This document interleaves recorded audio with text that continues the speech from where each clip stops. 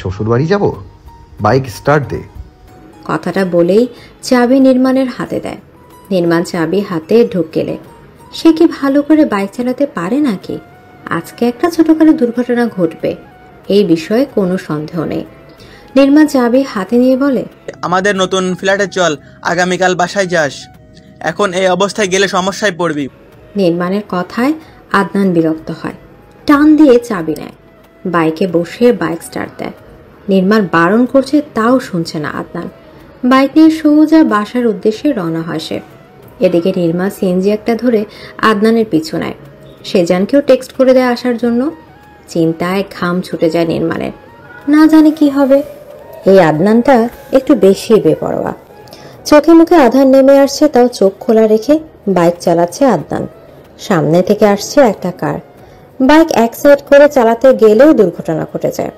কারের সাথে ধাক্কা লেগে বাইক সহ পিছলা রাস্তায় পড়ে যায় আদনান। হাত পা ছিলে গেছে, কিন্তু তার হুঁশ নেই সেসবে। চোখ দুটো বন্ধ করে অচেতন হয়ে যায়। গাড়ি থেকে নেমে আসে একজন ভদ্রলোক এবং তার ড্রাইভার। রাস্তায় পড়ে থাকা আদনানের কাছে যায়। ভদ্রলোক আদনানকে ডাক দেয় অনেকবার। আদনানের কানে সে আওয়াজ গেলেও কোনো রেসপন্স করে না। পেছন দিয়ে নির্মাণ আসে। আদনানকে পড়ে থাকতে দেখে কপাল চাপড়ায়। যেটা ভেবেছে ঠিক সেটাই হয়েছে। আদনানের সামনে বসে হাত চেক দেয়, রক্ত বেরোচ্ছে। ভদ্রলোক নির্মাণকে দেখে বলে, তুমি ওর কি হও? বন্ধু। ওকে আমার গাড়িতে তোলো, হসপিটালে নিতে হবে। নির্মাণ মাথা নাড়ায়, ড্রাইভার সহ ধরে গাড়িতে বসায়। আদনান অচেতন হওয়ায় ভদ্রলোক বুঝতে পারেনি নেশা করে এমন হয়েছে। ভেবেছেন চট বেশি পাওয়ায় অজ্ঞান হয়ে গেছে। নির্মাণও এসব নিয়ে কথা বাড়ায়নি। সেজন আসতে বাইকের দায়িত্ব দিয়ে আদনানের সাথে গাড়িতে বসে নির্মাণ। ভদ্রলোক চিন্তিত স্বরে বলেন, আজকালকার ছেলে পেলেরা গুলো সবাই বাইক চালানোর সময় হুঁশ থাকে না। ও তো তেমন স্পিডে চালায়নি বাইক।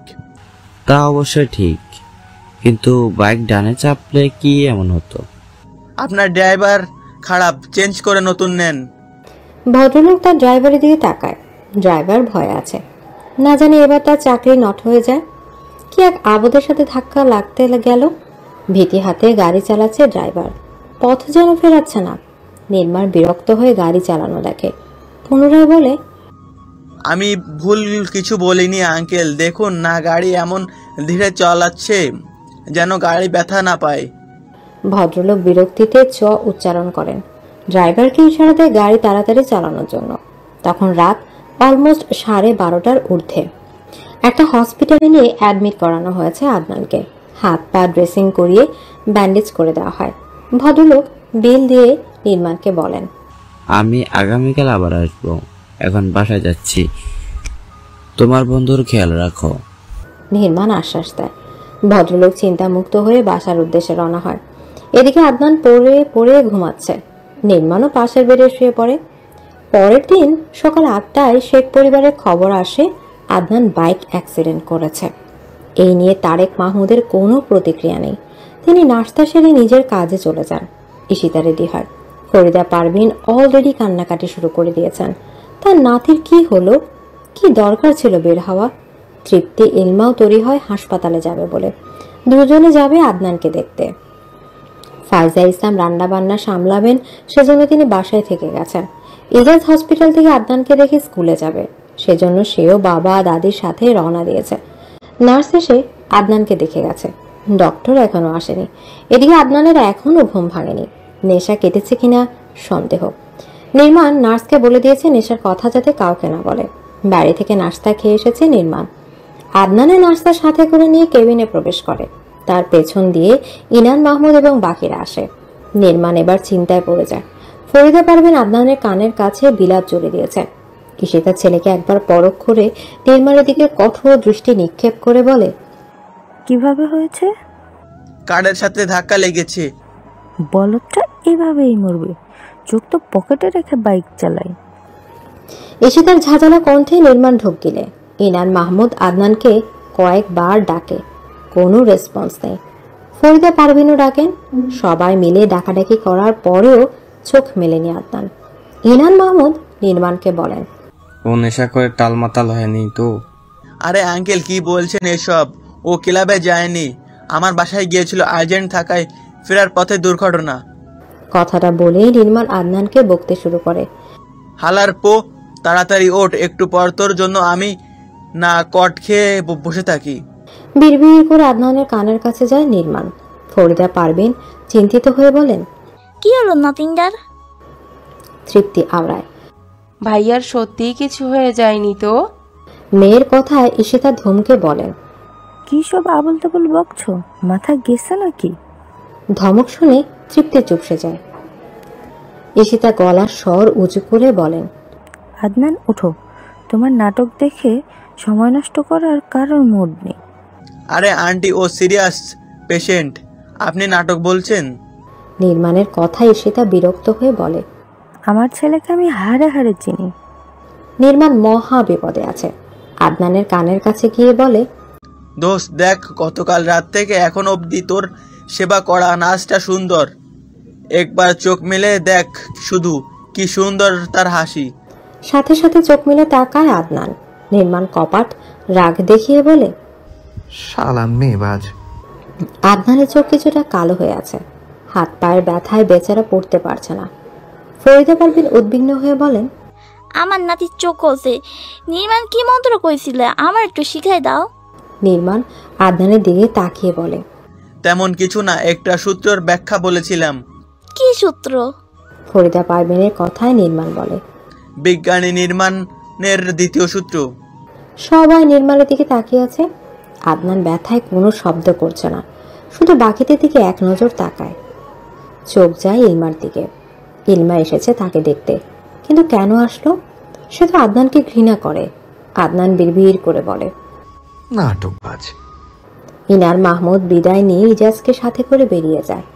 ঈশিতা, তৃপ্তি এবং ইলমা সোফায় বসে আছে। নির্মাণ পাশের বেডে বসা। ফরিদা পারভিন নাতিকে মুখ ধুয়ে দিচ্ছেন নাস্তা খাওয়ার জন্য। বাকিরা সেসব দেখছে। নাস্তা খেয়ে ওষুধ খেয়ে নেয় আদনান। গতকাল রাতে যার গাড়ির সাথে দুর্ঘটনা ঘটেছে সেই ভদ্রলোক এসেছে আদনানকে দেখার জন্য। সাথে খাবার ফলমূলও এনেছে। আদনানকে দেখে ভদ্রলোক বলেন, এখন কেমন আছো? হাত পায়ে ব্যথা নিয়ে মানুষ কেমন থাকে ওই রকমই আছি।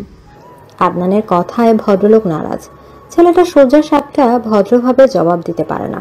তাকে সোফায় বসার জন্য জায়গা করে দেওয়া হয়। ভদ্রলোক সোফায় বসে আদনানকে পরখ করে বলেন, আজকে বাসায় চলে যাবা নাকি থাকতে চাও? হসপিটালে ভালো মানুষ থাকে নাকি? আমি চলে যাচ্ছি বাসায়। বেশ তো। আদনানের সাথে কথা শেষ করে নির্মাণকে জিজ্ঞেস করেন, কোনো অসুবিধা হয়নি তো? না আঙ্কেল, আপনার ড্রাইভার চেঞ্জ করেছেন তো? না। চোয়াল শক্ত করে জবাব দেয় ভদ্রলোক। ঈশিতা এবং ফরিদা পারভিনকে দেখে বলেন, সালাম, আমি রায়হান আজাদ। গতকাল আমার গাড়ির সাথে অ্যাক্সিডেন্ট করেছে আদনান। নির্মাণ এসে আদনানের পাশে বসে বিড়বিড় করে বলে, উনি রিয়ানার বাবা হন হয়তো? সর, উল্টাপাল্টা ভাবি আর লাথি মারবো।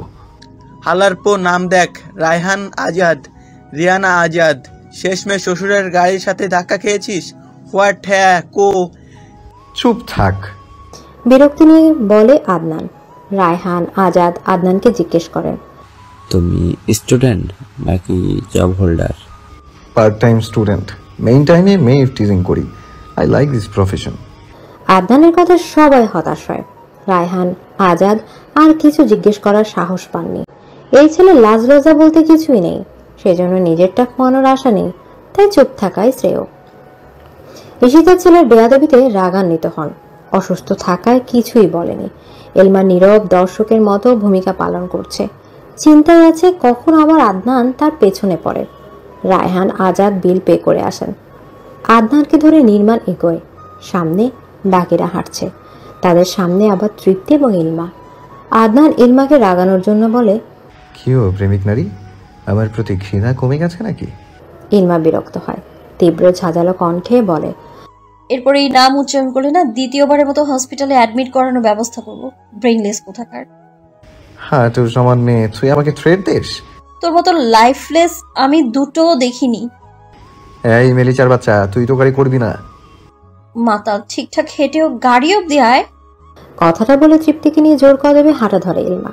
নির্মাণ আদনানকে বলে, ওরে লাড়া দিতে যাস কেন? স্লিট তেজ বেশি। আদনানের কথা শেষ হতে নির্মাণ করুণার সুরে বলে, মেলিচার সাথে আমার প্রেমের ব্যবস্থা করে দে, প্রমিস। সব ধান্দাবাজি ছেড়ে দেব। ওয়েট, একটু পর রাস্তায় ললিতাদের দেখা পাবো, আশা করি তোর জন্য প্রেমে রাজি হয়ে যাবে। কোনো ললিতা? Third gender. স্লো হারামি।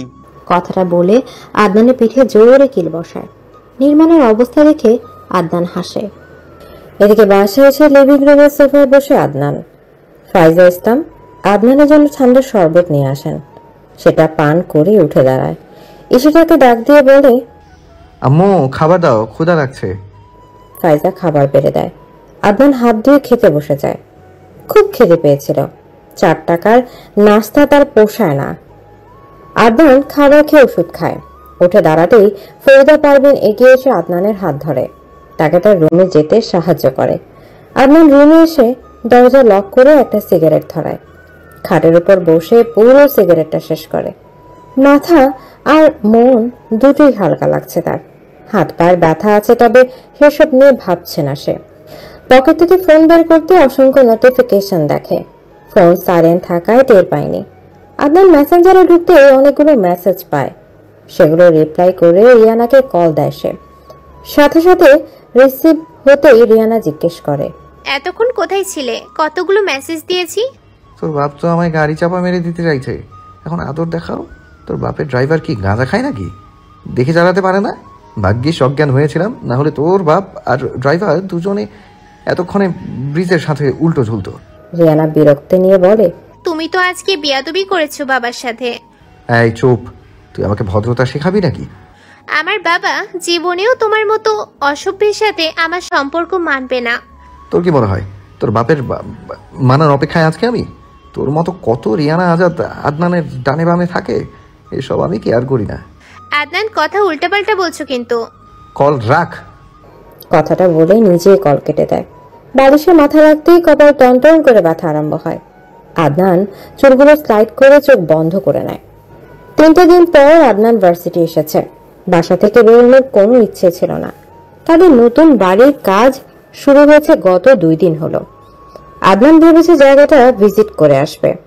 এখন যে বিল্ডিং এ আছে সেটা ছেড়ে দিবে নতুন বাড়ির কাজ শেষ হলে। বর্তমানে যে বাড়ির কাজ চলছে সেটা শেখ পরিবারের এক প্রকার ড্রিম হাউসে বলা চলে। অনেক শৈল্পিক কারুকাজ নকশা দিয়ে তৈরি হবে রাজকীয়ভাবে। আদনান বাইক রেখে তার বন্ধু মহলের কাছে যাচ্ছিল। এমত অবস্থায় পথ আজকে দাঁড়ায় জয়, আবরণ এবং তার সাঙ্গপাঙ্গরা। আদনান আবরণের মুখশ্রী পরখ করে। পুরোটাতেই রাগ এবং হিংস্রতা সুস্পষ্ট দেখতে পায়। আবরণও রেগে যাওয়ার কারণ কিছুটা আন্দাজ করেছে আদনান, তাতেই ঠোঁট কামড়ে হেসে ওঠে। আদনানকে হাসতে দেখে আবরণের মাথায় দপ করে আগুন ধরে যায়। তেরে এসে আদনানের শার্টের কলার চেপে ধরে, দাঁতে দাঁত পিষে বলে, আমার জিনিসের দিকে তোর এত লালসা কেন? আদনান ক্রুর হেসে কলার ছাড়িয়ে নেয়। আবরণের কাঁধে হাত রেখে আফসোসের স্বরে বলে, জয় আবরণ, বিশ্বাস কর আমি তোর জিনিসপত্র ছুঁয়ে গেল, নজরও দিতে চাই না, কিন্তু শালার কপাল তোর পছন্দ করা সব কিছু না চাইতে আমার দুয়ারে চলে আসে। এমনিতে শাহরিয়ার আদনান শেখের মন অনেক বড়, কোনো নারীকে ফেরায় না সে। আদনানের কথার আবরণ তেরে আসে। আদনান হাত থেকে দাঁড় করায়। আবরণ তীব্র ঝাঁঝালো কণ্ঠে আওড়ায়, জেবিন রহমানের দিকে নজর দিলে তোকে আমি জ্যান্ত পুঁতে ফেলবো। সে তো রেজিস্ট্রি করা প্রপার্টি নাকি? আমার পছন্দের নারী। তাহলে তোর নারী আমার কাছে আসে কেন? সেটা নিজেকে জিজ্ঞেস কর। আবরণের কথা আদনান বিরক্ত হয়। কণ্ঠস্বরের গম্ভীরতা টেনে জবাব দেয়, তোর পুরুষত্বের সমস্যা আছে, সেজন্য মেয়ে মানুষ হাতছাড়া হয়ে যায়। আসল পুরুষ হ, দেখবি জেবিন কেন, জেবিনের মাও তোর কাছে। আবরণ হাত উঠাতেই আদনান তার গলা চেপে ধরে। রক্ত চক্ষু করে চোখ রাঙিয়ে বলে, ভুলেও না, তোর কোনো বাপকে আমি ভয় পাই না, সেখানে তুই তো নিতান্ত পিঁপড়ে মাত্র। আরো 2জন ছেলে আদনানকে টানতে থাকে ছাড়ানোর জন্য। আদনান তবুও আবরণকে ছাড়ে না। তাদের হাতাহাতি দেখে বাকিরাও এগিয়ে আসে। আসে নির্মাণ এবং সেজা। আদনানকে টেনে সাইডে নিয়ে আসে। আবরণ কাশতে থাকে। পানি এগিয়ে দিতে সেটা পান করে হুঙ্কার ছেড়ে বলে, এসবের জন্য একদিন তোকে চরম মূল্য দিতে হবে। সময় সব বলে দিবে, মাইন্ড ইট। কথাটা বলে সে চলে যায়। আদনান এখনো রেগে আছে। নির্মাণ জিজ্ঞেস করে, কি হয়েছে? তার শিকার আমার খাঁচায় এসেছিল, সেজন্য রেগে আছে। আদনানের কথায় সেজান জবাব দেয়, জেবিন রহমান। আদনান মাথা নাড়ায়। নির্মাণ ফোন বের করে গ্যালারি থেকে কিছু পিকচার্স আদনানের সামনে ধরে। আদনান সেসব ছবির দিকে তাকিয়ে থেকে জবাব দেয়, এই ছবি আবার আমাকে দেখাচ্ছিস কেন? রিয়ানা দেখেনি? জানি না। আদনানের সোজা সাপটা জবাবে নির্মাণ আওড়ায়, ক্লাবে তোর আর জেবিনের ছবি, বসন্ত বরণে তোর আর জেবিনের ছবি। সবাই এখন স্পেশাল মিডিয়ার ঘুরপাক খাচ্ছে। সবাই ধরে নিয়েছে রিয়ানার সাথে ব্রেকআপ হয়ে জেবিনের সাথে আসিস। সর, আমি গেলাম। রিয়ানা আসলে বলিস এসব কিছু না, নর্মাল পিকচার্স। বেশি করলে বলে দিস আদনান রিলেশন রাখে না। কোথায় যাচ্ছিস তুই? সেজানের কথায় আদনান জবাব দেয়, বাড়ির কাজ চলছে, সেটাই দেখতে যাব। কথাটা বলেই আদনান এক মুহূর্ত সময় ব্যয় করেনি। বাইকে উঠে পুনরায় রওনা হয় সেই নতুন বাড়ির কাজ দেখার উদ্দেশ্যে।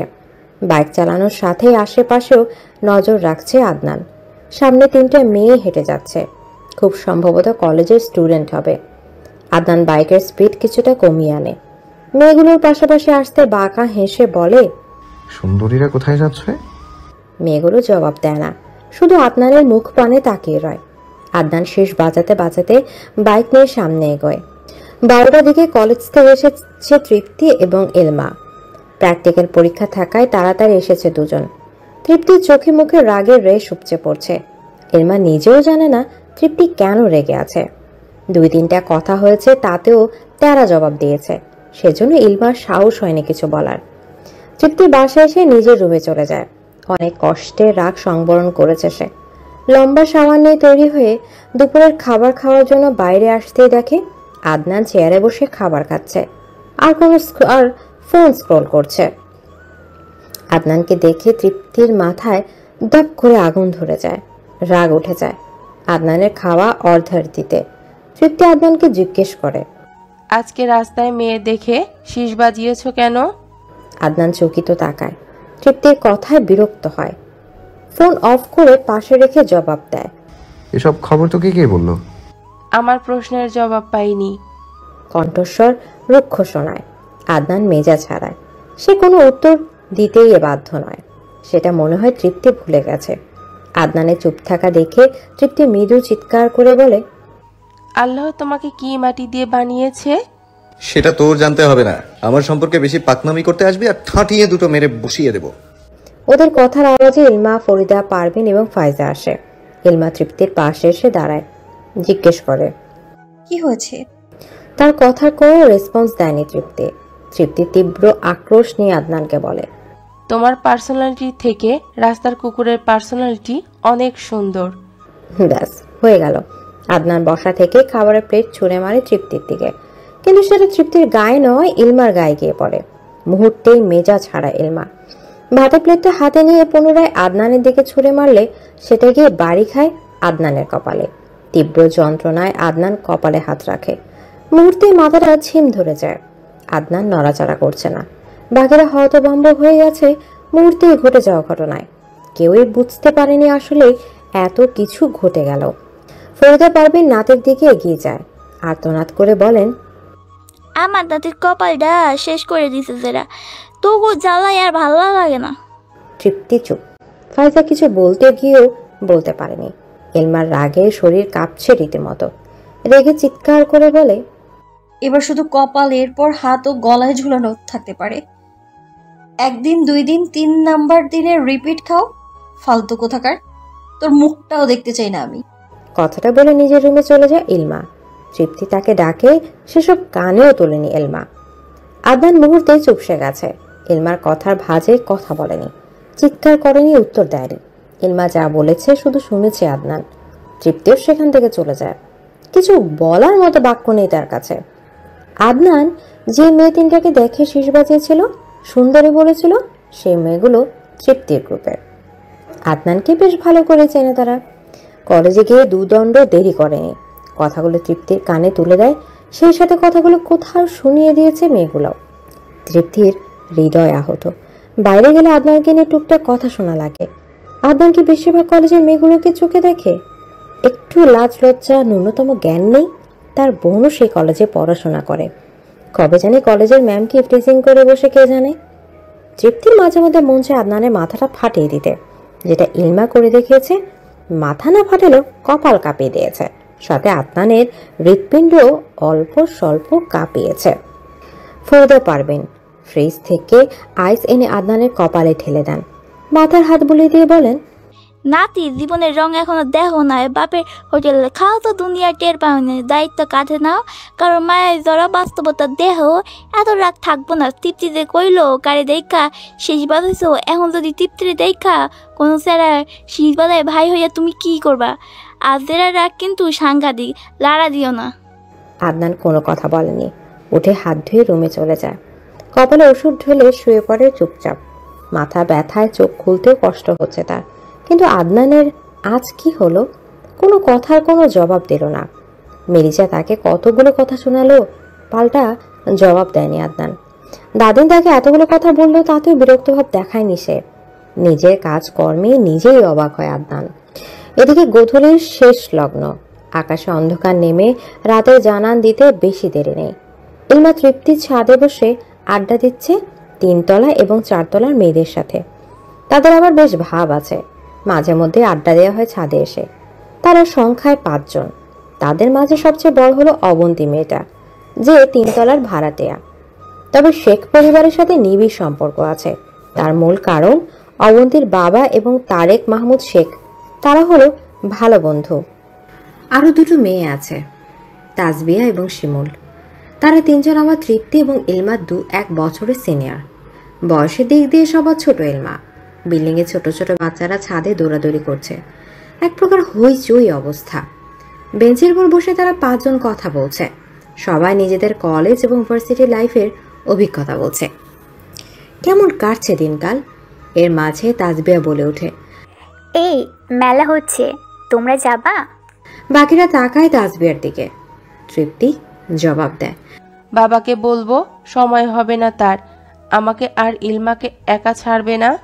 তৃপ্তির কথায় শিমুল জবাব দেয়, তাহলে আদনানকে বলো। আদনানের কথা উঠতে ইলমা মৃদু কেসে ওঠে। তৃপ্তি জবাব দেয়, ওর এসবে আগ্রহ নেই, যাওয়া লাগবে না। ইলমার কথায় অবন্তী জবাব দেয়, আরে আঙ্কেলকে বলো, না হলে আদনানকে রাজি করাও, সমস্যা কোথায়? অবন্তীর কথায় তৃপ্তি জবাব দেয়, আচ্ছা দেখি, লাট সাহেব রাজি হবে বলে মনে হয় না। আমার বিশ্বাস রাজি হবে, শত হোক বোনের আবদার ফেলতে পারবে না। অবন্তীর আশ্বাস দেওয়া কথায় তৃপ্তি খানিক হাসে। তখন শিমুল অবন্তীকে বলে ওঠে, অবন্তী আপু, তোমার বিয়ের শাদীর দাওয়াত পাচ্ছি কবে? ভাইয়ার খবর কি? শিমুলের কথায় অবন্তী মৃদু হাসে। লাজুক দেখায় তার সে হাসি। তৃপ্তি সে লাজুক হাসি দেখে আওড়ায়, খুব তাড়াতাড়ি বিয়ের দাওয়াত পাচ্ছি বুঝি? ওদের দুষ্টুমিতে অবন্তী জবাব দেয়, ইনশাল্লাহ এই মাসেই হয়তো বিয়ে হবে আমাদের। তোমাদের ভাইয়া চাকরি জয়েন করেছে 6 মাস হলো, একটু সময়ের ব্যাপার আছে না? ওয়াও, কংগ্রাচুলেশনস আপু, তোমাদের দুজনকে বিয়ের সাজে পাশাপাশি দেখার অপেক্ষায় আছি। ইলমার কথায় অবন্তী ইলমার কাঁধে হাত রেখে বলে, পড়াশোনা করো মনোযোগ দিয়ে, এরপর আঙ্কেলকে বলবো তোমার জন্য রাজপুত্র এনে দিতে। ছাদে এসেছে আদনান। অবন্তীর বলা শেষ কথাটুকু তার কানে বেজেছে। মুহূর্তেই বিরক্ত নিয়ে বলে, সদরঘাটের প্রেমিক নারী আমার কপাল ফাটিয়ে এখন বসে বসে রাজপুত্র নিয়ে পরিকল্পনা। তস্ত্র পায়ে ছাদের এক পাশে গিয়ে দাঁড়ায় আদনান। কিছুটা ঠান্ডা বাতাস গায়ে লাগছে। মাথার ব্যথা কিছুটা কমলেও পুরোপুরি কমেনি। তার জীবনে এমন মার কেউ দিয়েছিল বলে মনে হয় না। কত বড় সাহস হলে সোজা শক্ত প্লেট তার নরম কপাল বরাবর ছুঁড়ে মেরেছে। ইলমার সাহসের কথা ভেবে আদনান অবাক না হয়ে পারে না। যে দুঃসাহস এখন অবধি কেউ দেখাতে পারেনি, সেটা ইলমা করে দেখিয়েছে। ভাবতেই নাক মুখ কুচকায় আদনান। পরক্ষণে ভাবে, যদি মেয়েগুলো মনে করে আদনান তাদের দেখার জন্য এসেছে। না ভেবে আদনান ফোন স্ক্রল করতে ব্যস্ত হয়ে পড়ে। তার ইনবক্সে থাকা কিছু নারীদের জানিয়েছে সে অসুস্থ। এখন দাঁড়িয়ে দাঁড়িয়ে নারীদের যত্ন এবং ভালোবাসা মেশানো আফসোস দেখবে। ইলমা আদনানকে দেখে বিরক্ত হয়, চায় না এই মুখটা দেখতে। তাও আশেপাশে ঘেঁষতে থাকে। যেহেতু আজান পড়ে যাবে সেজন্য ইলমা উঠে দাঁড়ায়, তৃপ্তির দিকে তাকিয়ে বলে, চল ভেতরে যে আজান পড়ে যাবে। বাকিরা বিদায় জানিয়ে যে যার বাসায় চলে যায়। তৃপ্তি এবং ইলমা চারতলার সিঁড়ি বাইতে বাইতে অবস্থা খারাপ। তৃপ্তি তাড়াতাড়ি হেঁটেই ভেতরে চলে গেছে। ইলমা ধীরে ধীরে এগোচ্ছে, অল্পতেই হাঁপিয়ে গেছে সে।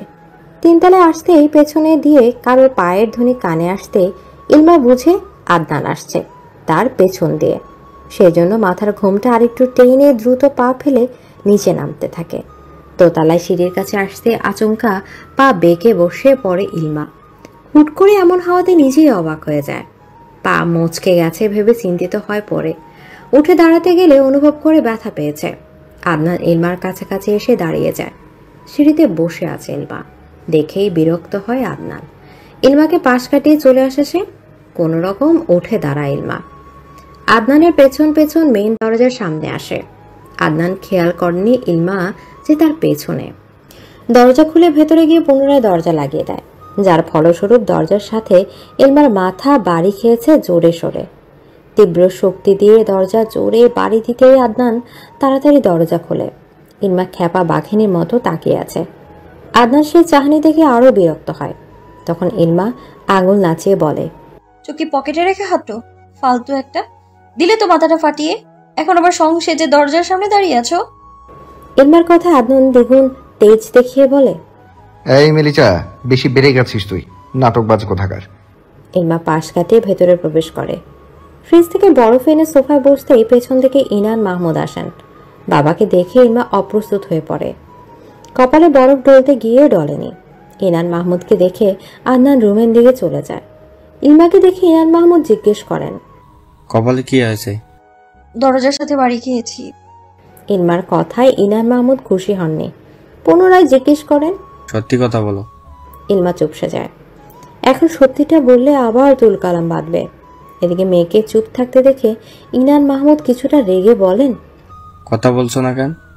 ওই আদনান ভাই আমাকে না দেখে দরজা লাগিয়েছে, পেছনে ছিলাম তাই বাড়ি খেয়েছি। ইনান মাহমুদ আদনানকে ডাক দেন। তারপর 3টা ডাক দেওয়ার পর আদনান লিভিং রুমে আসে।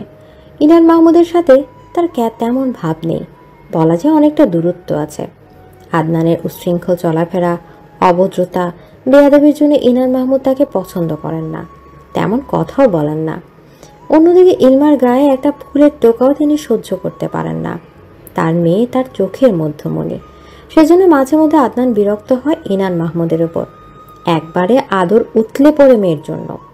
মাঝে মধ্যে তো মুখের উপর বলতে মন চায়, এত ভালোবাসা তো সৎমা এনে দিলে কেন? ইলমার সাথে তো কম খারাপ আচরণ করেনি আপনার পত্নী, তখন এসব আদর কোথায় ছিল? কিন্তু এসব বললে তাকেই বকা খেতে হবে, সেজন্য নিজেও দূরত্ব বজায় রাখে। আদনান ইলমার দিকে এক নজর তাকায়। ইনান মাহমুদ আদনানকে শাসিয়ে বলে, তুমি বড় হয়ে কাণ্ডজ্ঞানহীন কাজ করো কিভাবে? দেখলে তো ও মাথা ব্যথা করতে পেরেছে। আমার মাথার পেছনে 2টো চোখ থাকা আবশ্যক ছিল। 2টো চোখ থাকলে তো আপনার আদরের কন্যাকে দেখতে পেতাম, দরজাটাও লাগাতাম না। কথা ভদ্রভাবে বলা যায় না? দিন দিন বেশি মাত্রার বেয়াদব হচ্ছ তুমি। আপনার কথার ধরন অনুযায়ী আমার থেকে এর চেয়ে ভদ্র আচরণ আশা করছেন কিভাবে? ফরিদা পারভিন সব বাকিরাও আসে লিভিং রুমে। ফাইজা ইনান মাহমুদকে থামিয়ে বলে, ফাইজার কথা আদনান বেশি বিরক্ত হয়। তার পক্ষে কথা বলে তার পছন্দ না ফাইজাকে, এক বিন্দুও না। তার কাছে অসহ্য মহিলা একটা মনে হয়। ফরিদা পারভিন সবার উদ্দেশ্যে বলেন, এই ছোটখাটো ব্যাপারে কি ঝামেলা করা লাগে নাকি? তোরে এক কবরে কেউ যুদ্ধ করতে থাকবি, যুদ্ধ। আদনান প্রস্থান করে। তারেক মাহমুদ ইনান শেখকে বলেন, আদনানকে কিছুই বলে লাভ নেই, বেয়াদব একটা। ইলমা রুমে চলে আসে। বাকিরাও যে যার মতো রুমে যায়। ইনান শেখ রুমে এসে বসতেই ফাইজা এসে তাকে বাঘিনীর মতো ধরে। দরজা লক করে বলেন, ইলমাকে এত মাথায় তোলার কি আছে? দোষ ওর কম ছিল নাকি? আমার ছেলেকে তো অত আদর করো না তুমি। এই সরো, তোমার এইসব কথাবার্তা শোনার জন্য বসে নেই আমি। আমার মেয়ে তোমার কি ক্ষতি করেছে যে একে সহ্য করতে পারো না তুমি? সহ্যের কথা উঠছে কেন? ওর অন্যায় তুমি চোখে দেখো না? ফাইজা আর একটা কথাও না, যদি বলো তাহলে রুম থেকে বেরিয়ে যাও। আমার সমস্যা ঠিক এই জায়গায়। ইলমা তোমার জীবনের সব, আমি আর আমার ছেলে কিছুই না। তুমি যেটা মনে করতে পারো। ইনান, তুমি বেশি বলছো না। ইলমার জন্য তোমার চোখে যত টান, আমার ছেলের জন্য তত টান দেখিনি আমি। ইনান শেখ সেসব তোয়াক্কা করেন না, রুমের দরজা খুলে বাইরে আসেন। ইলমার রুমের দরজা নক করতে ইলমা জবাব দেয়, দরজা খোলা আছে। ইনান শেখ ভেতরে প্রবেশ করেন। ইলমা পড়তে বসেছে, সামনে চেয়ার টেনে বেড মুখোমুখি বসেন তিনি। ইলমা বাবাকে দেখে জিজ্ঞেস করে, কিছু বলবে? না, পড়ালেখা কেমন চলছে মা? ভালো। মন দিয়ে পড়ো, সামনে টেস্ট এক্সাম আছে। পড়ছি বাবা। ইনান শেখ মেয়ের মাথায় হাত বুলিয়ে দেন। রুম থেকে বেরিয়ে তারেক মাহমুদের সাথে বসে খোশ গল্পে মেতে ওঠেন। সব সময় তাদের দুই ভাইয়ের বন্ডিং দারুণ। ইনান শেখ তাদের নতুন হাউস দিয়ে কথা তোলেন। তারেক মাহমুদ ভাইয়ের কথায় সায় দিয়ে বলেন, নতুন বাড়ির কাজ শেষ হলে এই বিল্ডিং এর পাশে যে মাঠটা, সেটা বাড়ির কাজ ধরবো। না, ওইটা থাকুক আদনানের জন্য। সব তুমি করে দিলেও তাহলে কি করবে? দায়িত্ব আর স্বপ্ন দুটো জিনিস, ওকে উপলব্ধি করতে হবে। ওর থেকে আমি কিছুই আশা করিনি ইরমান। ও জীবনে কিছুই করতে পারবে না। ওর মতো বখাটে ছেলে দুটো দেখিনি আমি। এসবের কারণ কি ভাইয়া? আদনানকে বুঝাও তুমি, এখনো সময় আছে ভালো হওয়ার। দেখো না, টেরা জবাব দেয়। ওর সাথে কথা বলার মানেই মুখ নষ্ট করা। তারেক মাহমুদের কথায় ইনান শেখ কিছু বলার মতো খুঁজে পাননি। ফরিদা পারভিন এসে বলেন, আদনানের বিয়া কইরা দাও, তখন বউয়ের দায়িত্ব নিবা, সব ঠিক হইয়া যাইব। আরে মা, এসব কি কর বলছো তুমি? ওর যা জেদ, পরে দেখা যাবে দুদিন ভালো, 3 নাম্বার দিকে বউকে চর থাপ্পড় মেরে বাপের বাড়িতে পাঠিয়ে দিবে। বদনাম হবে আমাদের। ওর কাছে মেয়ে বিয়ে দিবে কে? শুধু বাপের টাকায় দেখি। ওর মতো বেয়াদবের কাছে কোনো ভালো জ্ঞানী বাবা তার মেয়েকে তুলে দিবে না। ঘড়ি কাটা রাত 10:30। সবে ডিনার করে রুমে ফিরেছেন আদনান। ঠিক 10টায় ডিনার করার টাইম তাদের। 10:30টার মাঝে সবাই যে যার রুমে। রিয়ানা কল দিয়েছে। আদনান কল রিসিভ করতেই রিয়ানা জবাব দেয়, আগামীকালকে মিট করতে পারবে? কেন, কি হয়েছে? আর্জেন্ট। এখন বলো। আরে তুমি কি না, কি বলো? এই নাটক বন্ধ করে বলো কি বলবে। বিয়ে করতে চাই। হোয়াট? মাথা ঠিক আছে তোমার? কেন তুমি বিয়ে করবে না? রিয়ানা, তুমি পাগল? আমি এখনো স্টুডেন্ট, বাপের টাকায় চলি। সেখানে তোমাকে বিয়ে করে তোমার দায়িত্ব নেওয়াটা চারটিখানি কথা না। তো কি হয়েছে? রিয়ানার কথা অদ্ভুত শোনালো। আদনানের খটকা লাগে। পুনরায় জিজ্ঞেস করে, আমি এখন বিয়ে করছি না। তোমার বিয়ে করার শখ হলে নতুন কাউকে দেখতে পারো। তোমার বাপকে বলো ছেলে এনে দিতে। এছাড়া তুমি এত তাড়াতাড়ি বিয়ে করতে চাইছো কেন? তেমন কারণ নেই, ইচ্ছে হয়েছে সেজন্য। এসব কেমন ইচ্ছে? জানি না। Anything wrong? না, সিরিয়াস নেওয়ার কিছু নেই, জাস্ট বললাম তোমায়। আচ্ছা, ব্রেকআপ করতে চাও? কেন, আমাকে ভালো লাগছে না? এরকম কিছু না। যদি ব্রেকআপ করতে চাও আবার কোনো সমস্যা নেই। এই রিলেশন আমি সিরিয়াস নিয়েছি আদনান। তুমি ভালো হয়ে যাও, আমি অপেক্ষা করব তোমার জন্য। পরে তুমি কষ্ট পাবে। আমাকে সিরিয়াস নিও না, আর না আমার জন্য অপেক্ষা। আদনানের কাছে মেয়ে মানুষ টিস্যুর মতো, সো বি কেয়ারফুল। কথাটা বলেই আদনান কল কেটে দেয়। ব্যালকনিতে গিয়ে দীর্ঘশ্বাস ছেড়ে আকাশের পানে তাকায়। এদিকে ধরিত্রীতে আলোর রেখা টানতে সুপ্রভাতের সূচনা ঘটেছে। স্নিগ্ধ বাতাস, সতেজ প্রকৃতির সব মিলে মিষ্টি একটা সকাল। ফজরের নামাজ শেষ করে সবার জন্য চুলায় চা বসিয়েছে এলমা। একটু পর রেডি হয়ে প্রাইভেটের জন্য ছুটবে। বাকিরা কে উঠেছে, কে উঠেনি। ফরিদা পারভিন নামাজ পড়ে শুয়েছিলেন। এলমা চা ফ্লাক্সে ভরে ডাইনিং টেবিলের উপর রাখে। নিজের কাপ নিয়ে রুমের দিকে এগোতে যাবে, তখন ঈশিতা আসে লিভিং রুমে। ইলমা তাকে দেখে আওড়ায়, সবার জন্য চা বানিয়েছি, বলে দিও ফ্লাস্কে আছে। তুমি বসো, আমি নাস্তা বানাচ্ছি। মা উঠেনি? কণ্ঠস্বর কাঁপছে এলমার। ঈশিতা ব্যথা মাথা নাড়িয়ে বলে, তারা নেই। ইজাজের স্কুল অফ নাকি? মনে হয়। আচ্ছা, আমি বাইরে খেয়ে নেব, তোমার এখন তাড়াহুড়ো করে কষ্ট করতে হবে না। আরে তৃপ্তি আদনানও তো নাস্তা করবে। ইলমা কথা বাড়ায় না, মাথা নাড়িয়ে সোজা নিজের রুমে যায়।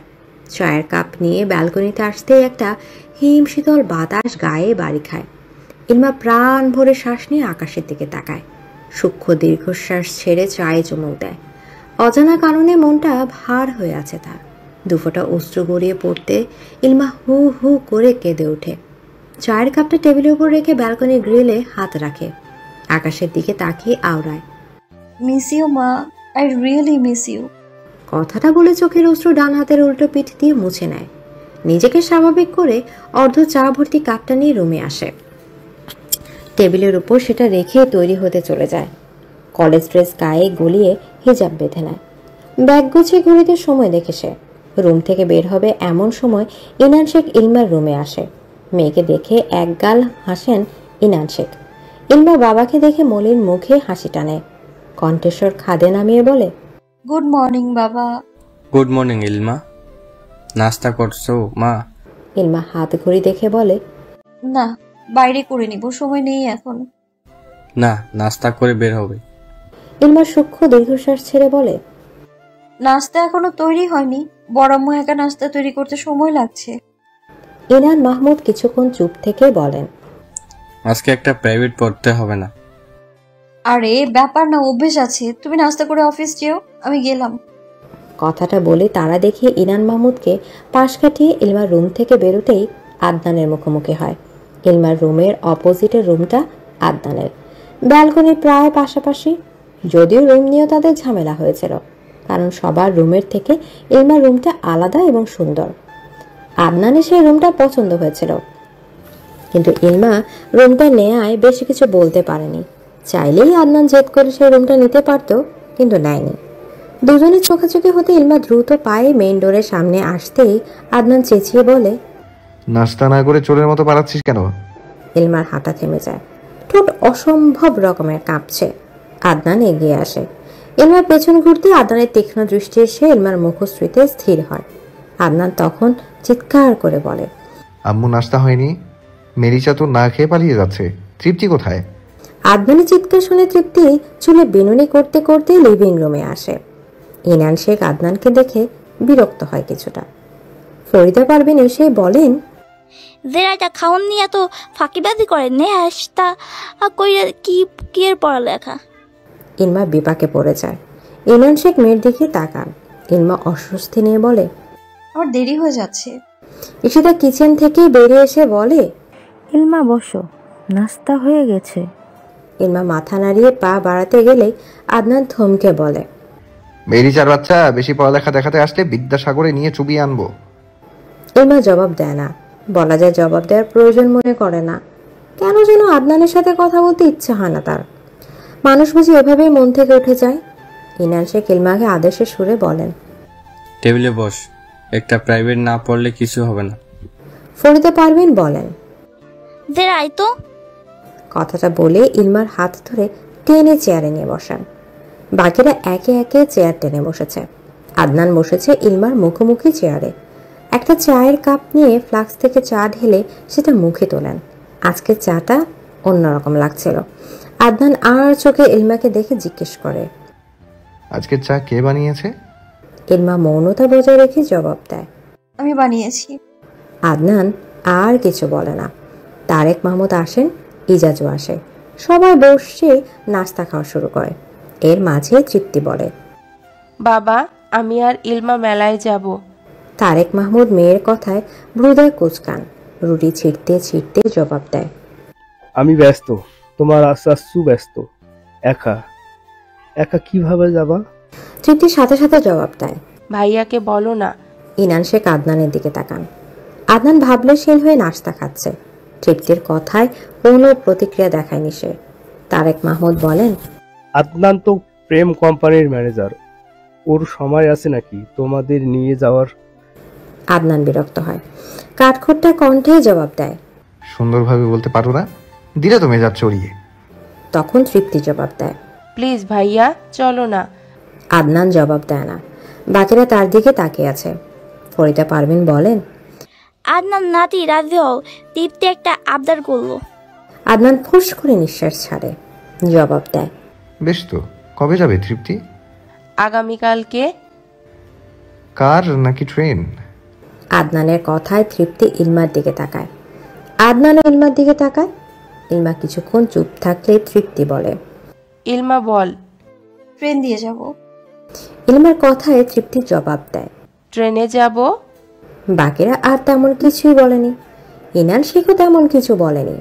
আদনান যে রাজি হয়েছে সেটাও অষ্টম আশ্চর্যের ব্যাপার স্যাপার, কিন্তু হুট করে রাজি হলো কেন ভাবছেন ইনান শেখ। আদনান নাস্তা খেয়ে রুমে চলে যায়। তৃপ্তি ইলমা একসাথে বেরোয় কলেজের উদ্দেশ্যে। আদনান রুমে এসে জেবিনকে কল দেয়।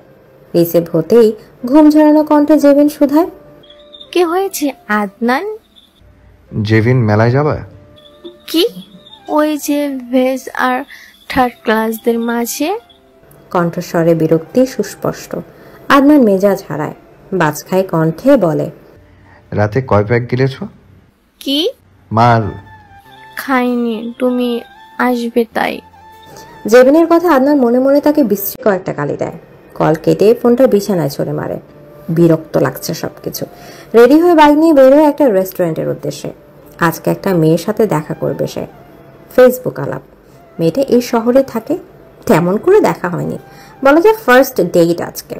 যেহেতু ফার্স্ট ডেট, এই মেয়েটার সাথে সে জন্য চকলেট এবং ফুলের একটা বড় বাকেট বানিয়ে নেয়। সেটা নিয়ে ছুটে গন্তব্যের উদ্দেশ্যে। আদনান যেতে যেতে দেখে মেয়েটাও এসেছে সবে। পিক দেখায় চিনতে অসুবিধা হয়নি। আদনানকে দেখে মেয়েটা মুচকি হাসে। ছবির আদনান আর বাস্তবের আদনানের মাঝে পার্থক্য বলতে ছবি থেকে বাস্তবে বেশি সুদর্শন ছেলেটা। ফর্সা মুখ ভর্তি খোঁচা খোঁচা দাড়ি, ধূসর রাঙা আখি যুগল, জিম করা পেটানো শরীর, ভীষণ সুন্দর লাগছে তাকে। আদনান মেয়েটাকে দেখে বলে, হাই ইসপি। ইসপি হাত তুলে হ্যালো বলে। আদনান ফুল এবং চকলেটের ব্যাকেটটা ইসপির দিকে এগিয়ে দেয়। গিফট পেয়ে ইসপি খুশি হয়ে ধন্যবাদ দেয়। দুজন পিকচার তোলে, কথাবার্তা বলে সুন্দর একটা সময় কাটায়। জয় আবরণ তার দলের কয়েকটাকে আদেশ দিয়েছে আদনানের 14 পুরুষের ঠিকুজি বের করার জন্য। পরিবারের এক একটা সদস্যের সব ডিটেলস তার চাই। অনেক তো হলো আদনানের জিতের খেলা, এবার আবরণ বড়সড় গেম খেলতে চলেছে। আদনান কল্পনাও করতে পারবে না ঠিক কি হতে চলেছে সামনে।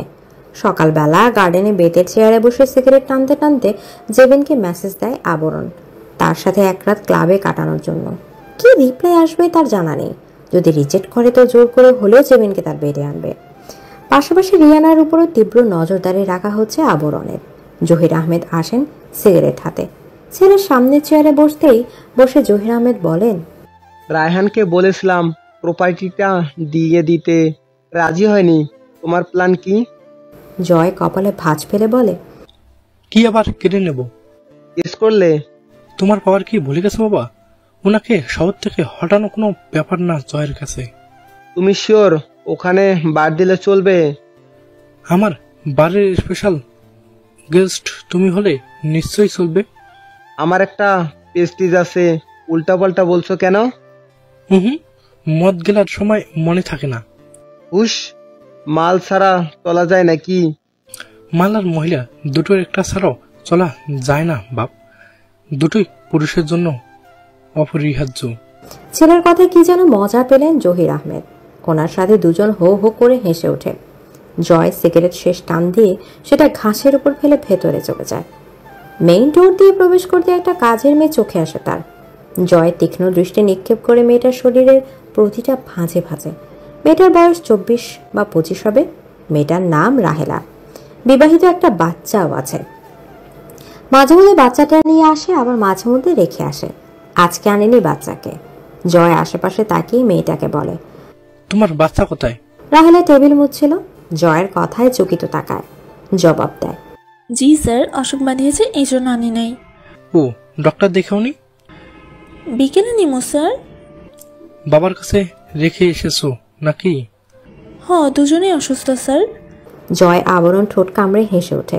রাহেলা নিকের কাজে মনোনিবেশ করতে জয় আদেশ করে, আমার কবিটা নিয়ে রুমে আসো রাহেলা।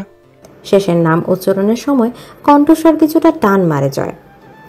জয় রুমে এসে পায়চারি করছে অবিরত। রাহেলা এসে কফি টেবিলের উপর রাখতেই জয় দরজা লক করে। রাহেলা পেছন ফিরে কেঁপে ওঠে। জয় এগিয়ে আসে। পরনে শুধু একটা ট্রাউজার, উদম গা। রাহেলার কাছাকাছি এসে তার হাত দুটো খপ করে ধরে নেয় জয়। রাহেলা কাঁপা কাঁপা কণ্ঠে বলে, কি করছেন স্যার? হুশ।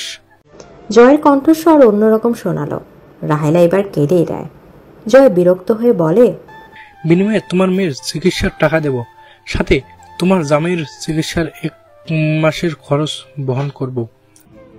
আমার এসব কিছুই লাগবে না, ছাড়ুন আমায়। চুপ। জয় যেটা চাই সেটাই হয়। মুখ খুলবি তো গুম করে দেব।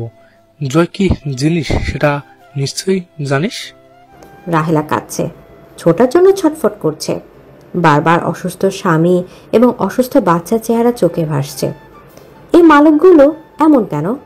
কাজ করে বলে কি কিনে নিয়েছে? জয় ধীরে ধীরে রাহেলার বিভিন্ন অঙ্গে হাতের স্পর্শ দিচ্ছে। খুব অল্প সময়ের মাঝে জয়ের স্পর্শ গভীর হয়ে যায়। রাহেলা ছাটার জন্য ছটফট করে, কিন্তু পারে না। নরপিশাচের সাথে কি ক্ষুদ্র একটা পিঁপড়া মাত্র। এদিকে 50,000 টাকার একটা বান্ডেল রাহেলার মুখের ওপর ছুঁড়ে মেলেছে জয় আবরণ। রাহেলা ফুপিয়ে কাঁদছে। জয় বিরক্ত হয়, ধমকে বলে, একটা শব্দ করলে গলা চেপে ধরবো। মরণের পর যত পারিস কাঁদিস। আর হ্যাঁ, এসব কাউকে কোনোদিনও বলতেও যাবি না, না হলে তোর সাথে সাথে তোর পরিবারও 3 হাত মাটির নিচে থাকবে। এখন বেরো রুম থেকে।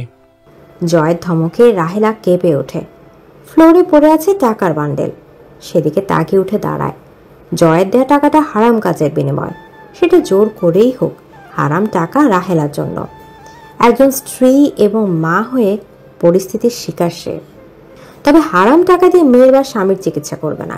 দুফোঁটা অশ্রু এবং দীর্ঘশ্বাস খোদার দরবারে জমা দিয়েছে সে। তিনি নিশ্চয়ই ন্যায় বিচারক। রুম থেকে বেরিয়ে চোখের পানি মুছে নিজেকে স্বাভাবিক করে নেয় সে। তবুও মনের মধ্যে তোলপাড় হচ্ছে। সে তার অসুস্থ স্বামীর সাথে বিশ্বাসঘাতকতা করেছে। না, সে পরিস্থিতির শিকার হয়েছে। নিচে আসতে জয়ের আম্মু সাহেলা পুষ্প রাহেলাকে জিজ্ঞেস করেন, এত দেরি হলো কেন? জয় কি রুমে? রাহেলা দম নিয়ে জবাব দেয়, জি, রুম গুছিয়ে দিচ্ছিলাম। ছোট সাহেব বারান্দায় ছিলেন। রাহেলার কথায় সাহেলা পুষ্প জবাব দেয়, কিচেনে যাও। রাহেলা মাথা নাড়িয়ে কিচেনে যায়। এদিকে মধ্যাহ্ন প্রহর। বাইরে উত্তাপ্ত রোদের জন্য পরিবেশ অনেকটাই গরম। বসন্ত চলছে, তো রোদের তাপমাত্রা বাড়ছে। লাঞ্চ করে মেলা যাওয়ার উদ্দেশ্যে তৈরি হচ্ছে তৃপ্তি এবং ইলমা। দুজনের লং গাউনের সাথে হিজাব বেঁধে মাস্ক দিয়ে মুখ ঢেকে নেয়। সুন্দর শালীনভাবেই তৈরি হয়েছে দুজন। আদনান নিজেও রেডি হয়ে লিভিং রুমে আসে। আদনান আসার পেছন দিয়ে তৃপ্তিও আসে। ইলমা তখনও রুম থেকে বেরোয়নি। আদনান সোফায় বসে ফোন স্ক্রল করছে, তৃপ্তিও ফোন ঘাটছে। কয়েক মুহূর্ত কেটে যাওয়ার পর ইলমার আগমন হয়। আদনান উঠে দাঁড়ায়, ইলমাকে আর চোখে পরখ করে নেয়। অশ্লীলতার যুগে এসে এখনো যে দুজন শালীনভাবে চলাফেরা করছে, এটাই বা কম কি? আদনান তো বাইরে মডার্ন মেয়ে দেখতে দেখতে চোখ ঝলসে গেছে। সেজন্য সেসবে আগ্রহ পাচ্ছে না সে। একটা সময় মনে উপলব্ধি হয়, সেসব মডার্ন মেয়ে প্রেমিকা হিসেবে পারফেক্ট, লাইফ পার্টনার হিসেবে না। লাইফ পার্টনার হিসেবে ওভার স্মার্ট বা অতিরিক্ত মডার্ন মেয়ে না, বরং শালীন এবং ব্যাকডেটেড মেয়েই পারফেক্ট। পোশাক এমন একটা জিনিস যেটা আপনাকে সোসাইটিতে উপস্থাপন নয়, পারিবারিক শিক্ষা, রুচি, পছন্দ সবটার পরিচয় বহন করে। দুজন রমণী নিয়ে বেরিয়েছে আদনান, দুজনেই তার বোন। আদনানের রুলসে মেয়ে মানুষ নিয়ে বেরোনোর লাইনটা কাট, কিন্তু আজকে সেটা যোগ হলো। বাসার সামনে থেকে রেল স্টেশনের উদ্দেশ্যে রিক্সা ধরে 3 জন। আদনান উপরে বসেছে, তার সামনে তৃপ্তি, পাশে ইলমা বসা। বাইক নেওয়ার পর রিক্সায় ঘোরাঘুরি হয়নি তার। তবুও তপ্ত রোদে কিছুটা হলেও ক্লান্তি লাগছে আদনানের। মনে মনে ভাবছে মেলায় গিয়ে সে করবেটা কি? বউ নেই যে কিছু কিনে আনবে। যে গার্লফ্রেন্ড এসব মেলা জিনিসপত্র পছন্দ করবে না। কাউন্টার থেকে 3টা টিকিট নিয়ে ট্রেনের জন্য দাঁড়িয়েছিল 3 জন, কারণ নির্দিষ্ট সময় ট্রেন আসে। আদনান বারবার হাত ঘড়ি দেখছে, কখন ট্রেন আসবে। তৃপ্তি ইলমা দাঁড়িয়ে কিছু একটা নিয়ে কথা বলছিল। আদনান সেসবে আগ্রহ দেখায় না। ট্রেনের জন্য একজন ভদ্রলোক এবং তার মেয়ে এসে দাঁড়িয়েছিল আদনানের পাশে। আদনান তৃপ্তিতে দিলেও তাকাচ্ছে, কখনো কখনো ফোন স্ক্রল করছে, কখনো বা আশেপাশে তাকাচ্ছে। নিজের পাশে সুদর্শন একটা যুবক দেখে ভদ্রলোক কথা বলার লোভ সামলাতে পারেনি। বেশভূষায় ভদ্র পরিবারের ছেলে মনে হচ্ছে। সেজন্য আগ বাড়িয়ে জিজ্ঞেস করেন, কোথায় যাচ্ছ বাবা? মেলায় যাচ্ছি। কথাটা বলেই ভদ্রলোকের চোখের দিকে তাকায় আদনান। পাশের মেয়েটার দিকে নজর দেয় সে। ভদ্রলোক পুনরায় বলেন, বাসা কোথায় তোমার? আপনার মেয়ের মনে। মুহূর্তেই ভদ্রলোকের চোখে মুখে পরিবর্তন আসে। আদনান ভদ্রলোকের মেয়ের দিকে তাকিয়ে শেষ বাজায়। ভদ্রলোক রাগ দেখে জিজ্ঞেস করে, তুমি আমার মেয়েকে ইফটিজিং করছো নাকি আমাকে? অবশ্যই আপনার মেয়েকে। বেয়াদব ছেলে, বাসায় কি মা বোন নেই? বউ ছাড়া সবাই আছে। তৃপ্তি এগিয়ে আসে, পেছন দিয়ে ইলমাও আসে। তৃপ্তি এসে আদনানকে জিজ্ঞেস করে, কি হয়েছে ভাইয়া? ভদ্রলোক তৃপ্তির দিকে তাকায়, শুধু দুটা চোখ নজরে আসে। পাশে ইলমাকেও একবার পরখ করে। দুজনের বেশভূষা একই প্রায়, ননদ ভাবি হতে পারে। যেহেতু তৃপ্তি আদনানকে ভাইয়া ডেকেছে, তাহলে পাশের মেয়েটা নিশ্চয়ই বউ হবে। এক মুহূর্তের জন্য আদনানের বলা বউ ছাড়া সবই আছে বলা কথাটা মাথা থেকে উড়ে গেছে। ভদ্রলোক তেজি স্বরে ইলমাকে উদ্দেশ্য করে বলেন, এই মেয়ে কেমন বর নিয়ে ঘর সংসার করছো? তোমার বর আমার মেয়েকে ইফটিজিং করার সাথে আমাকে ইফটিজিং করতেছে। তৃপ্তি ইলমা দুজনেই অবাক হয়। তৃপ্তি হতভম্ব হয়ে যায়, আদনান নিজেও বেকুব হয়ে যায়। ইলমা জবাব না পেয়ে ভদ্রলোক চটে বসেন। আঙুল দিয়ে ইলমাকে ইশারা করে বলেন, তোমাকেই বলছি, এরকম বেয়াদবের সাথে এখনো টিকে আছো কিভাবে? আরে আপনি ভুল বুঝছেন, সে আমার কিছু হয় না। আদনান ভদ্রলোককে উদ্দেশ্য করে বলে, টাকা হওয়ার সাথে বুদ্ধিটাও খসে পড়ে গেছে আপনার। আপনার মেয়েকে বিয়ে দিবেন? বিয়ে করব। এখনো বিয়ে শাদী করিনি আমি। ওরা দুজনে, একজন আমার বোন, আরেকজন আরেক বেডার বউ। তখন ভদ্রলোকের মেয়ে আদনানকে উদ্দেশ্য করে বলে, কাজী অফিস আসুন, আপনাকে আমার পছন্দ হয়েছে। সাথে সাথে ভদ্রলোক ধমক দেন মেয়েকে। ধমক খেয়ে মেয়েটা চুপসে যায়। চোয়াল শক্ত করে আদনানকে থ্রেট দেন, তোমার নামে ইফটিজিং এর মামলা দেব আমি। আদনান ক্রুরো হেসে বলে, কোন থানায় দেবেন? পাশের টায়। ওটা আমার শ্বশুর বাড়ি। মজা করছো বেয়াদব ছেলে? না, এরকম 2-4টে থানা শাহরিয়ার আদনান শেখের শ্বশুর বাড়ি। বাই দ্য ওয়ে, আমার বাবা এখানকার চেয়ারম্যান, সো ভেবে চিন্তে থ্রেট দিবেন। আদনানের কথা শুনে আর এক মুহূর্ত দাঁড়ায়নি ভদ্রলোক, নিজের মেয়েকে নিয়ে চলে যান। আদনানের স্ত্রী মার্কা ব্যবহারে লজ্জা পায় ইলমা, সেই সাথে বিরক্তি এবং বৃতৃষ্ণা তো জমেছে। এই আদনানটা এমন কেন, যেখানে যাবে ঝামেলা একটা পাকাবে, মেয়ে মানুষটি কথা না বললেই নাই। ইলমা মনে মনে আদনানকে বকা দেয়। তার জীবনে এরকম লো পার্সোনালিটির প্লেবয় সে দেখেনি। যদি প্লেবয় হিসেবে কোনো অ্যাওয়ার্ড থাকে, সেটা আদনান পাবে, এটা তারই প্রাপ্য। ট্রেন আসতে দুজনকে নিয়ে ভেতরে যায় আদনান। সিট প্রায় বুকিং। ব্যাপারটা দেখে মেজাজ হারায় আদনান। টাকা দিয়ে টিকিট কেটে লাভটা হলো কি? অনেক খোঁজাখুঁজি করে তৃপ্তি এবং ইলমার জন্য দুটো সিট পায় আদনান। পাশে আরেকটা মেয়ে বসা। তৃপ্তি মেয়েটার পাশে বসে, তৃপ্তির পাশে এবং সাইডে বসে ইলমা। ইলমার পাশে আদনান দাঁড়িয়ে রয়, কারণ ট্রেন মানুষ আসা যাওয়ার মাঝে থাকে, কেউ যদি ব্যাড টাচ করে। সেজন্য ইলমার পাশে দাঁড়িয়ে ফোন স্ক্রলে ব্যস্ত হয়ে পড়ে সে। তবে মাঝে মধ্যে আর চোখে দুজন গিয়ে দেখছে সে। 10 মিনিটের মাঝে স্টেশনে আসে ট্রেন। তারা 3 জন ট্রেন থেকে নামে। ইলমা তৃপ্তি হাত ধরে হাঁটছে, পেছন আদনান আসছে। মেলার গেট দিয়ে প্রবেশ করতে ইলমার ঠোঁটের কোণে মুচকি হাসি ফুটে। আদনান দুজনকে নিয়ে সামনে এগোয়। তৃপ্তি এবং ইলমা দুজনেই চুড়ি এবং ঝুমকার দোকানে দাঁড়ায়। আদনান আশেপাশে চোখ বোলায়। সবই এখানে মেয়ে মানুষের জিনিসপত্র, যেগুলো সম্পর্কে তার কোনো আইডিয়া নেই। তবে ঝুমকা চুড়ি কমন জিনিস।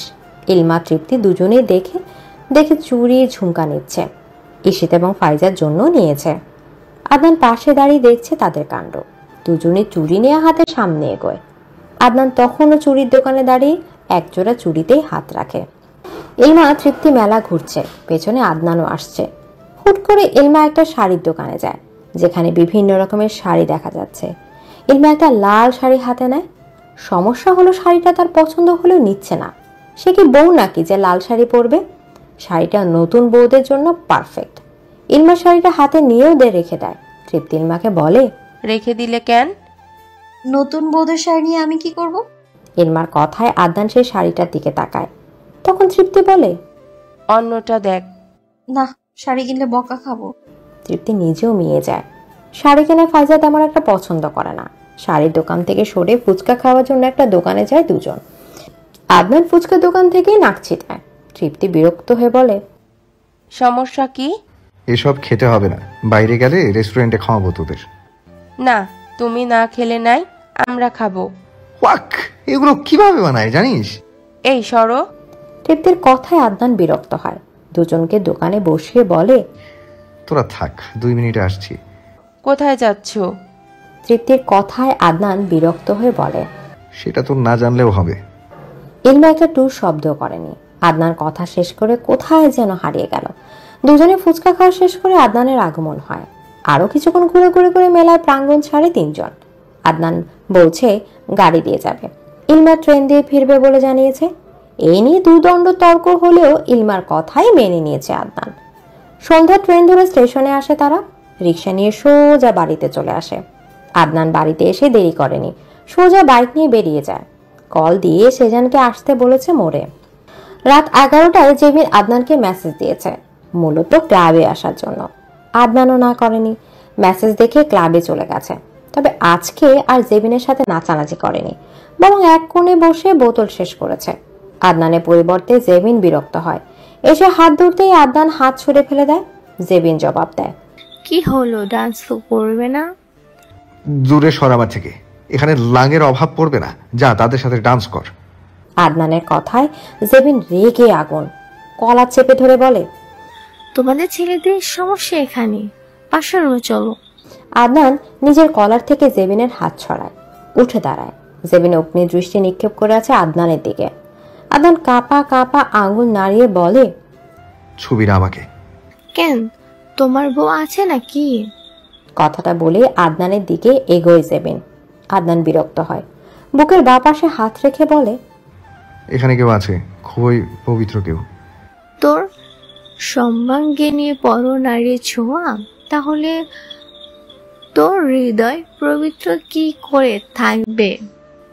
হৃদয়টা এখনো একান্ত আমার আছে এবং সেটা পবিত্র। আমার সর্বাঙ্গে পরনারীর ছোঁয়া নেই, আমি এখনো ভার্জিন। আজকে বেশি নেশা ধরেছে নাকি? চুপ। কথাটা বলে আদনান ক্লাব থেকে বেরিয়ে যায়। সেদিন তার যাওয়ার পানে চেয়ে আছে। বিরক্তির নাক মুখ কুচকে নেয়। আদনান গেছে তো কি হয়েছে, কত আদনান বসে আছে ভেবে বাঁকা হাসে জেবিন। এখনো জয়ের মেসেজের রিপ্লাই করেনি সে, ভাবছে করবে। ড্রিঙ্কসের গ্লাস হাতে সেটা ঢকঢক করে গিলে নেয় জেবিন। ডান্স ফ্লোরে ডান্স করে অচেনা কারোর সাথে। সকালবেলা জিম থেকে ফেরার পথে একটা ছোট ছেলের সাথে দেখা হয় আদনানের, যার হাত ভর্তি তাজা ফুল। তাকে দেখা মাত্রই বাইক থামায় আদনান, কাছে ডেকে নাম জিজ্ঞেস করে। ছেলেটা জানায় তার নাম সায়ান। আদনান সায়ানের মাথায় হাত বুলিয়ে দিয়ে জিজ্ঞেস করে, স্কুলে যাও না কেন? সায়ান মৃদু হেসে জবাব দেয়, বাবা ছাইরা গাইছে গা, পরিচয় দেয় না। আম্মা আর আমি থাহি, আম্মুর অসুখ, এর লাইগা ফুল বেচতে বেড়াইছি। আদনান একটা সূক্ষ্ম দীর্ঘশ্বাস ছাড়ে। সায়ানকে জিজ্ঞেস করে, কি হয়েছে মায়ের? জ্বর হইছে। ওষুধ নিয়েছো?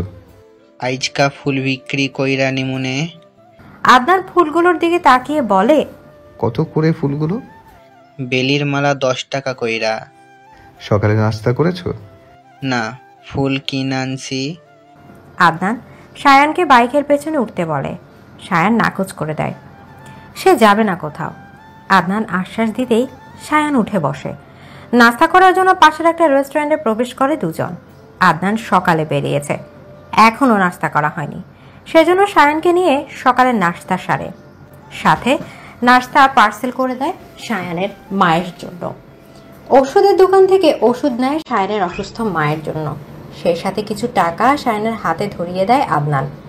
বিনিময়ে ফুল উপহার দেয় সায়ান। আদনান গোলাপ হাতে নিলে সায়ান বেলির মালা এগিয়ে দিয়ে বলে, ভাবিকে দিয়েন, খুশি হইব। আদনান ঠোঁট কামড়ে হেসে বলে, তোকে কে বলেছে আমি বিয়ে করেছি? ওমা, বিয়ে করেন নাই? না। সায়ান আদনানের বাইকটার দিকে তাকায়, কি সুন্দর লাগছে বাইকটা।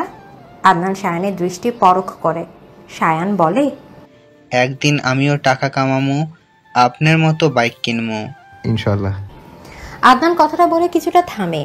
তার কথায় সায়ান জবাব দেয়, দোয়া করবেন ভাই। আচ্ছা। আদনান ফুল হাতে বাইক স্টার্ট দেয়। একটা বউ থাকলে তো ফুলগুলো দিতে পারতো। ভেবে মুচকি হেসে বাসায় ফিরেছে। তৃপ্তি এলমা দুজনে কলেজ গিয়েছে, সেজন্য বাসা ফাঁকা। আদনান নিজের রুমে গিয়ে ফ্রেশ হয়, বিছানায় গা এলিয়ে দিয়ে ফোনটা হাতে নেয়।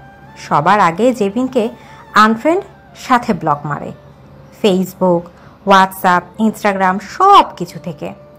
শুয়ে শুয়ে ফ্রেন্ড লিস্ট থেকে মেয়েদের আনফ্রেন্ড করতে থাকে। কিছুক্ষণ আনফ্রেন্ড করে বিরক্ত হয় আদনান।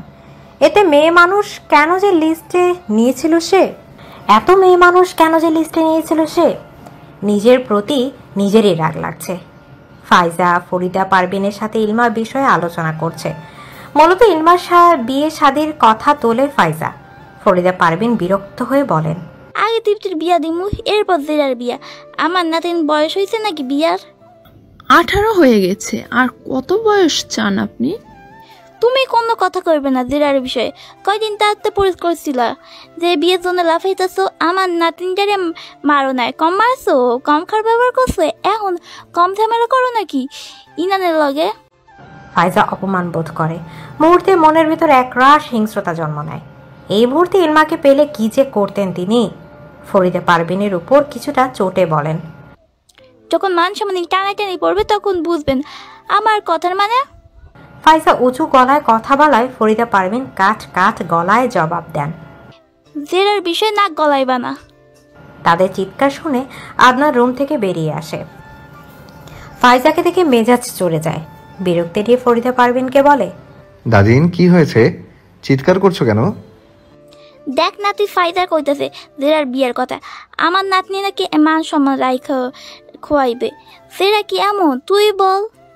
তখন ফাইজা জবাব দেয়, ইলমা কি দুধের দোয়া তুলসী পাতা নাকি কম গুণ গান গাইবেন? এখনকার মেয়ে মানুষ সুবিধার হয় না। আপনার সমস্যাটা কি? গলা উঁচু করে বলে আদনান। ফাইজা জবাব দেয়, আমি শেখ পরিবারের সম্মানের কথা ভাবছি। রাখেন আপনার সম্মান, মেরিচার ব্যাপারে 10 হাত দূরে থাকবেন। ওর বিয়ে কখন দিবে না দিবে বাবা চাচু ভাববে, তার চেয়ে চেষ্টা করেন মনের হিংসা কমিয়ে ব্যবহারটা ভালো করতে পারেন কিনা। আদনান বেয়াদবের মতো আচরণ করছো কেন? এই শোনেন, মেলিচাকে নিয়ে উল্টাপাল্টা বললে আমি আপনাকে নমস্কার করতে পারবো না। আমাকে খ্যাপাবেন না, পরে পস্তাতে হবে। চরম বেয়াদব তুমি। মেলিচার জন্য এত দরদ প্রকাশ করছো যে সুবিধার লাগছে না। ইনান আসুক আজকে। উল্টোপাল্টা কিছু বললে আগুন জ্বলবে আপনার সংসারে, সাথে এই বাড়িতে। Mind it. চিৎকার করে কথাটা বলে আদনান। ফাইজা চুপসে যায়। ফরিদা পারভিন আদনানকে বলেন, রুমে যাও, নাতি কথা বাইরাইও না। আদনান অগ্নিদৃষ্টি নিক্ষেপ করে ফাইজার দিকে। ফাইজা এসে তাকে ডেকে আনে। আদনানকে নিয়ে অভিযোগ করে বেয়াদব হয়েছে, বড়দের সম্মান দিতে জানে না, কিভাবে কথা বলতে হয় শিখেনি। ফরিদা পারভিন পুরো ঘটনায় বলেন। তাতে ঈশিতা আদনানকে বকাচকা করেন। ফাইজাকে তেমন কিছুই বলেননি তিনি। আদনান রুমে এসে ইলমার আসল মাকে বকতে থাকে। প্রেমের জোয়ার এত বেশি ছিল যে চলেই যেতে হয়েছে। কি পাষাণ হৃদয় ছিলেন তিনি। ইলমার কথা কি সত্যি মনে পড়ে না? বিকেলে ইলমা বাসায় আসলে সব নীরব নিস্তব্ধ পায়। নিজের রুমে প্রবেশ করে দরজাটা লাগিয়ে দেয়। অগোছালো রুমটা দেখে নাক মুখ কুঁচকে নেয়। কাঁধের ব্যাগ ফেলে চেঞ্জ করে শাওয়ার নেয়। এরই মাঝে ফরিদা পারভিন ডাকতে থাকেন খাবার খাওয়ার জন্য। ইলমা বেশি দেরি করে না, খিদে লাগায়, তাড়াতাড়ি খেতে বসে। ফরিদা পারভিন সামনে চেয়ারে বসে ইলমার খাওয়া দেখছেন। বেশি করে খাওয়ার জন্য বকাঝকাও করছেন। এত কম করে কেউ খায় নাকি? ফরিদা পারভিনের বকা শুনে ফাইজা রুম থেকে বেরিয়ে আসে। ইলমা বেশি খেতে পারেনি, সেজন্য এঁটো ভাতে পানি ঢালে। তখন ফাইজা সুযোগ বুঝে খোঁচা মেরে বলেন, আরো কত অন্ন ধ্বংস করতে হবে? একবারে গাড়ের উপরে বসে অন্ন ধ্বংস করছে। নিজে রান্না করলে আর টাকা ইনকাম করলে বসতো ভাতের দাম। ফাইজার কথায় ফরিদা পারভিন জবাব দেন, ইনা না শুন আজকে তোমার সাহস বেশি বাড়ছে ফাইজা, জেরারে নিয়ে এত সমস্যা তোমার। এলমা ফরিদা পারভিনকে থামিয়ে বলেন, কিছু বলতে হবে না দাদি, ঝামেলা দেখতে ভালো লাগে না। ফাইজা সেসব কানে তোলেনি, সোজা নিজের রুমে চলে গেছে। এলমা বেশিক্ষণ দাঁড়ায়নি, নিজের রুমে গিয়ে দরজা লাগিয়ে দেয়। কথার আঘাত মারাত্মক হয়, যা তীরের আঘাতের থেকেও বেশি ক্ষত সৃষ্টি করে। তীরের আঘাতের ক্ষত একটা সময় শুকিয়ে যায়, কিন্তু কথার আঘাতের ক্ষত জনম ভর অক্ষত থাকে। মুহূর্তে ইলমার সবকিছু যেন এলোমেলো হয়ে যায়। ক্লান্ত দেহ, অবসন্ন মন, বিষাক্ত কথার আঘাত সব মিলে নিজেকে অস্বাভাবিক লাগছে। চোখ বেয়ে অশ্রু ঝরছে আপন গতিতে। ইলমা ফ্লোরে ধপ করে বসে পড়ে। হাতের উল্টো পিঠ দিয়ে চোখের পানি যতবার মুছছে ততবারই তা অবাধ্য হয়ে নতুন করে চোখ বেয়ে গড়িয়ে পড়ছে। বারবার নিজের ভাগ্যকে নিয়ে অভিযোগ আসে।